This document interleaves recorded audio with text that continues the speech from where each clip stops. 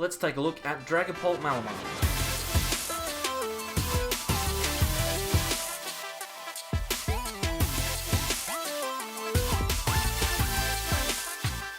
Welcome back everyone to more from the SAbleyes. I'm Mitch and today we're going to run through a deck that people thought was going to be the best deck in the format, or at least a variation of it, and that is Dragapult VMAX with Malamar in support. This was one of the decks that did quite well in the Limitless Open, and I can certainly understand why it's got a lot going for it. So what we'll do is we'll take a look at the list, we'll talk through some of the key features of it, and then we'll take it onto the ladder and give it a game. If you want to see a specific deck, then feel free to follow us on Facebook and Twitter at @SAbleyes_YT. We have polls on Twitter to select the next deck that we're going to be looking at.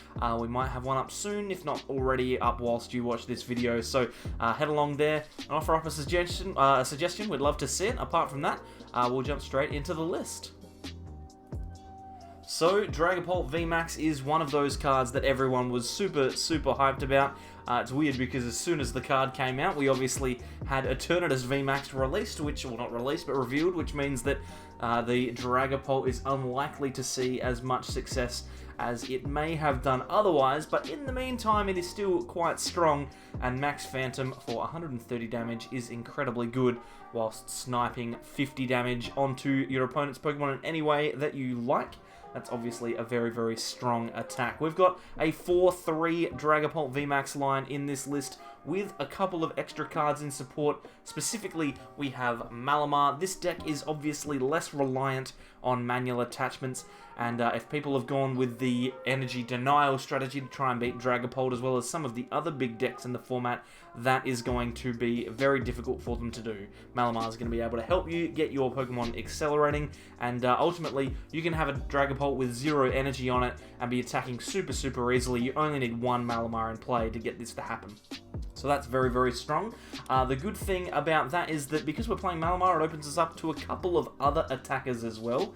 Giratina is in the list as well as a single copy of Galarian Zigzagoon. This is good because we can place lots of damage counters, but since we have 2 Malamars in an absolute pinch, we might be able to use Giratina. It is still one of the best single prize attackers in the game, so if we get the opportunity to not only use Distortion Door, but to also attack with Shadow Impact, we might be able to give ourselves a bit of a boost to win a game that might be pretty close. So Giratina is available to us. We also have Gengar Mimikyu as an option. Horror House GX means that we can slow our opponent down, and if we've got 2 energy on it, again, not too hard to do with Malamar's in play, means that we can draw some extra cards as well. Poltergeist could also punish people for having really big hands. If you see your opponent has 8 or 9 cards in their hand, you can drop Gengar Mimikyu, Malamar and energy onto it, and then Poltergeist for a lot of damage. Apart from that, the rest of the list is pretty self-explanatory, but we do have one copy of the Scoop Up Block Mr. Mime. We're going to play that one down to stop our opponent from picking up their basic Pokemon. Scoop Up Net has been a 100% must include in almost every deck in this format, so Mr. Mime comes in, stops them picking up their Pokemon. If they have damage counters on them, we can just place damage counters with our Dragapult, and that means we are going to be able to keep the prizes in play. We don't want our opponent picking those Pokemon up. The rest of the list is relatively simple. I mean, we've got a pretty heavy scoop-up line in this list. We've got 4 scoop-up nets and 4 super scoop-ups, which means that you can potentially get that little bit extra out of your Pokemon that you've already played down. But apart from that, it is a very self-explanatory Dragapult list. It's super consistent, and it's no wonder it did so well on day 2 of Limitless 3. What we'll do is we'll jump onto the ladder and we'll see if we can get a decent game with it. And yeah, Dragapult VMAX is definitely here to stay. One of the best things about Dragapult VMAX is we don't actually need to worry too much about getting that Malamar out if we don't need to. If we're able to just get those manual attaches going, then we should be good. We're going first here, so that's even better. What a horrific start. Starting to Dedenne is always horrible, and the worst bit is here, we've started to Dedenne and we don't have any other Pokemon, so maybe going first here is going to punish us. Another research. That would have been good if we were going second, but well, Acrobike, we've saved here by getting a quick ball off of the Acrobike. We'll probably bin a research here. This now isn't a horrific turn. We can grab a Dragapult V and probably attach the Horror Psychic Energy to it Not ideal, but, you know, it's okay. We could actually go for this super scoop up here. I mean, maybe it's best to just hold that for next turn. We could Professor's Research and then scoop up that Dedenne, hopefully get the Dragapult into the active. Looks like our opponent's playing Zacian at the moment. There are obviously 2 large Zacian decks going around, but we won't get to know which one this one is because they're just going to pass with the Intrepid Sword, so that's fine by me. We actually get heads on the scoop up, and we've gone from having a really bad time to a relatively good time here. We've got 2 energy on Dragapult, we've got Dragapult VMAX as well, so we can put that into play. We've got an Inkay and another Dragapult, so okay, yeah, I don't know what I was complaining about. Shouldn't have complained. We got everything that we needed in the end, and we are now 1 turn away from winning this game. Our opponent's got a pretty big hand, so you'd think that they'd be able to get something going here, but I'm not necessarily worried at the moment. Looks like it's the ADP variant, and they're going to be using Tag Call here to grab Guzmahala. So obviously this is going to be a special energy variant of ADP Zacian, which has been floating around a little bit. It's slightly, for me, less consistent than the Turbo one. You'd think that that's very strange considering you can search out energy, but I don't know what it is. I always feel like the Guzmahala builds of these kind of decks have they're less explosive, and therefore they're not as good at what they're supposed to do. I've got Mallow and Lana here and a Aurora Energy on the bench. If they've got Energy Switch, then they might be able to get their GX attack off here, which would be pretty strong.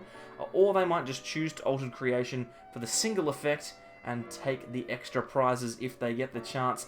No, it looks like just an Intrepid Sword. So again, we're getting a bit lucky here where our opponent's allowing us to take some time. And we've just top-decked a Malamar, which is crazy good. We can attach the Horror Psychic to the Dragapult on the bench. And then I think it's best to Marnie. Our opponent's got a really big hand, so we don't want them to have access to all of those good cards. We can Mysterious Treasure away a Psychic if we'd like to grab ourselves another Dragapult VMAX, but there's no rush. We are not in a position where we have to do anything apart from attack here, and now our opponent is almost too far behind. This game's not been super good. What we might do is we might take this deck out again because we got pretty lucky in this one, so we might try another game. They're going to gust out Malamar, which is quite frustrating. They've got Power Plant in play. Okay, well now we're going to need to try and find a switch, but again, just another Intrepid Sword, so yeah, I'm not sure that, oh my goodness, we are getting super lucky off of the top decks here. We're going to attach energy, we're going to grab some stuff with Mysterious Treasure. We could grab, let's see, maybe another Dragapult. We could get the Mewtwo maybe, that could be good, because the Mewtwo would mean that if we Marnie here, we can put a Research on top of the deck so we can guarantee for next turn, or even Boss's Orders actually, because then we can try and gust up the Zacian next turn, almost try and win the game here. But no, we don't get the switch, so we might be punished for that. Probably should have gone for the Research in hindsight, but our opponent now is going to have a chance to get their GX attack off, presuming that they have an energy, and they do, so they're going to be able to Alter Creation, and they're going to Crushing Hammer here, so maybe my hubris is going to get the best of me. I actually choose to get rid of one of the basic energy. That's really strange. You would have thought they would have gotten rid of one of the Horror Psychics, but hey, that's alright. I'm not going to complain about it. And a Marnie as well. So we're going to look at 4 more cards. We've got a Quick Ball. We can't search out the Dedenne because it's already gone, but we can... Oh my goodness, we just top decked the switch. Beautiful. So we can just switch into Dragapult. We've got an energy on Dragapult VMAX. We can Quick Ball away this Mr. Mime. We probably won't need it. And we can grab ourselves a Zigzagoon here. The good thing about Zigzagoon is we can put 10 damage onto this ADP. If we find a Scoop Up net off of this Marnie, then we could potentially take a knockout this turn on the active. We don't find it, that's okay, but we do have all of the things that we need realistically to get going here. We've got a Boss's Orders for next turn, so I'm thinking we just max Phantom. We'll put this active Pokemon on 10 HP left, and then we'll put, I think we just put 4, we can put 3 onto the Zacian to get it within range of a knockout, and then how much do we need to put on the Absol? I think if we could potentially put the rest on the Absol. I don't think we need to, but we know that we're going to be able to get the knockout on the Zacian next turn if we are able to attack into it. We've got the boss, so it should be fine. But I'm not sure if that damage on Absol is ever going to be relevant. If only maybe for a single turn. Looks like they're actually going to be getting the attack off here, but we're okay with that because no matter where they put this energy, we're going to be able to take 5 prizes next turn. So probably not a great spot for our opponent. I'd be thinking they're maybe at the point where it's time to just scoop it up. They're going for the Pokemon Catcher to try and hit into something that doesn't have 320 HP. And they're accelerating some of this energy onto the field now. They'll hit into us, take the damage from the Horror Psychic, and we've actually got 2 prizes, Super Scoop Up here, and a Research, and then our opponent just concedes. So yeah, we'll play another one, we'll see if we can get a better game. So we don't normally do 2 games, so I'm a little bit awkward at this point, because, you know, what is there to say? I can't talk about how good the deck is, because, I mean, you just saw it. But, I mean, it's one of those things where if Dragapult is left unfettered, then it's able to do pretty much anything it wants. So if we're in a position where we can just, you know, attack every turn, we should be fine. We've lost the coin flip, so going second is quite frustrating, but we might be able to use Gengar Mimikyu potentially. We've got Mr. Mime to play down, we've got a Quick Ball, Scoop Up Net, we've got Super Scoop Up, we've got pretty much all the things that we would need to get ourselves going here.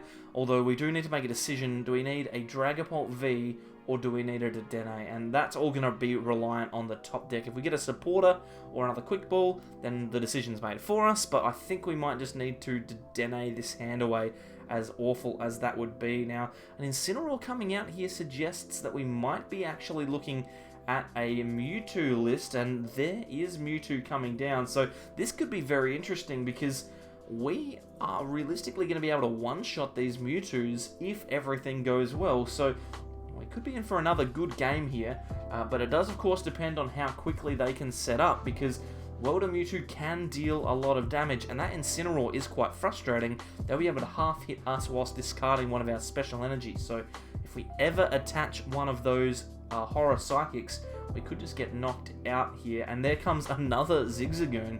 So I don't know what they're trying to do here. Maybe going for a massive turn where they take a knockout on the Mr. Mime before we've even had a chance to play, potentially. But I doubt it's going to work out. I'm going to find something off of the Stellar Wish. And I think the key for them is just being able to find Energy or Welder. They've got Giant Hearth. That's the key for these Fire Mewtwo lists, is that you just need Energy and a Supporter every turn. And if you find them, you should be relatively okay. You've got to switch to go into another Giratina. The question is, what are they actually going to be looking for here? I don't know if they necessarily need to be this aggressive, but they have found Welder, so in the end it's worked out for the best. They won't be able to play that just yet because it is their first turn, but they will be ready to go with the Giant Hearth with 2 energy and a Welder in hand. So there's going to be at least 3 energy on this Mewtwo next turn, potentially even 4. So we probably don't want to stick a what do we call it? We don't want to stick a Dragapult V in the active. We got the Horror Psychic off the top. I think we might just have to go for Dedenne. Or no, let's just gamble it. What's the worst that can happen? I mean, we're just going to manually attach here. We'll Horror Psychic and then just pass, and they can knock out the Mr. Mime if they want. We got very lucky in the first game. We may as well go for it. It is objectively correct to find the Dedenne there, but you know, why not? We can just get the Dragapult. It's fine. And looks like our opponent here finding a couple of cards off of a tag call here, Guzmahala and a Mewtwo. One of the positives about this particular line of play for us is that if they do choose to not take a knockout, they're going to need to Welder. They can't Gust with Boss's orders. Then we are going to be able to hit this Mewtwo for about 260 damage. So a single Zigzagoon would do the job for us. We're kind of relying on getting something pretty quickly though. The more I'm thinking about it, the worse this Dragapult V play was. But that's okay, it doesn't matter. It's fine. I'm not upset about it. That's okay. Yeah, you gotta watch me misplay at least once, or otherwise it wouldn't be a good SAbleyes video, would it? They're grabbing some more energy out of the discard, out of the deck now, and going for Guzmahala actually. So not going to be utilizing the Welder at all here. We might actually save the Mr. Mime, as weird as it is. We could potentially save it, which is quite ridiculous. They're going to grab Hearth and a Skateboard. So it looks like maybe they are preparing to just go into that Mewtwo, maybe use Solgaleo to power up the Reshizard on the bench. That could be a pretty strong play, and it would mean that they would, of course, be able to attack with something that isn't weak to the Psychic type, which would be pretty strong. They've gotten the Zigzagoon away, and there's the Turbo Strike, so we're going to see some energy going on to this Reshizard now. Yeah, we probably should have gotten Dedenne because we are relying on getting a supporter off of the top here. We'll see what we get. It's unlikely. Oh, Acrobike. Okay, okay. Oh, Oranguru. All right. Okay. Yep. So we're gonna put maybe Scoop Up Net on top. No, Super Scoop Up. Super Scoop Up, maybe? Scoop Up Net? One of the two. Doesn't really matter as long as we keep the energy. Oh my god, we are away. Good stuff, everyone. Well played. We are going to research, and ugh, this hand is just as bad. This is horrific. That's okay. We've got another Pokemon now, which is most important. And we've done 260 damage to the active. What we might do is we might put 3 onto the Dedenne and 2 onto the Jirachi with the escape board. That way, if they do scoop up the Jirachi, they lose the escape board. And now the Dedenne is ready to be hit for that 130 damage. Even though we have such a weak board position, there's almost nothing that our opponent can do to threaten knockout this turn. In fact, if they attack with the Mewtwo and Mew with Outrage, which is probably the most damage they could do this turn, they will knock themselves out because they have 10 HP left. So, in fact, if they do that, I think we win the game, right? Because if they attack into us, they knock themselves out. We've got boss's orders. We just gust out the Dedenne and knock out the Jirachi as well. So, we could potentially be in a really strong spot, as weird as it is. We've done almost nothing, played horrifically, and we could be in a position to win this game if they do attack with this Mewtwo and Mew. If they don't, then there's almost nothing else that we realistically need to worry about. I mean, we can gust next turn anyway, take 5 prizes if they don't attack into us, and they are just going to Outrage. Okay, cool, so we won. We just won. Even when I play horribly, we still managed to win, so that's pretty strong. We'll see what prizes we get for those 3 there. None of those are particularly useful. We just need to gust up that Dedenne and take the knockout on the Jirachi with the extra 5, and we'll be a-okay. So yeah, we'll just do that. And we got the Dedenne. We'll just go for Max Phantom and take the win. So there you go. It punishes decks that draw poorly, and it doesn't punish you for playing poorly yourself. I mean, that's not necessarily true, but we managed to get a couple of wins on the ladder there. I don't know if we really showed off the Malamar at all, but it's in there. It's definitely in there, and this is 100% a list that I would recommend testing out. This is a very, very high-end deck that could easily get you some wins on the ladder. I would 100% recommend it if you can afford it. It's very expensive, so save up your packs, I guess, and pick them up, or don't, because, you know, Eternatus VMAX will be coming out at some point in the future, and this deck probably won't be as good, but hey, you never know. It could be anything. It's time. Time is an interesting thing. Anyway, before I ramble too much, we will end the video there. Thank you very much, everyone, for coming along. If you've enjoyed the content, then consider subscribing. Click the button that's just here. Over here are some videos that YouTube thinks you'll like, as well as a playlist for more from Rebel Clash. Follow us on Facebook and Twitter at @SAbleyes_YT, and apart from that, we'll see you all next time for more from the SAbleyes. Bye.